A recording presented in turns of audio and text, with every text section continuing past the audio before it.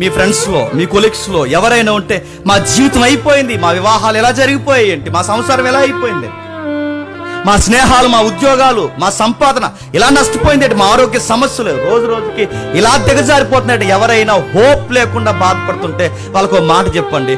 రూతును బాగు చేసిన దేవుడు, నయోమిని బాగు చేసిన దేవుడు మీ కుటుంబాన్ని కూడా బాగు చేస్తున్న ఒక మాట చెప్పండి.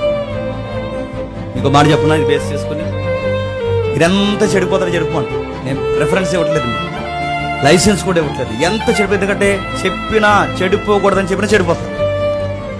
ఇలా ఉండాలని చెప్పినా దానికి విరుద్ధంగా జీవిస్తారు. కానీ ఎంత చెడిపోతారో చెడిపోండి. కానీ ఒక రోజు వస్తుంది జీవితంలో మీరు చేసిన చెడ్డ పనులకి, మీరు చేసిన క్రియాశీలకమైన పనులకి ఒకరోజు చనిపోయే రోజు వస్తుంది. ఆ చచ్చే లోపు నేను చెప్పిన మాట మాత్రం జ్ఞాపకం పెట్టుకోండి. లాస్ట్కి మీరు చేసిన ఈ దరిద్రం అంతా నెత్తిమీదకి వస్తుందిగా, ఆ చచ్చిపోయే టైంలో మాత్రం ఒక మాట గుర్తుపెట్టుకోండి.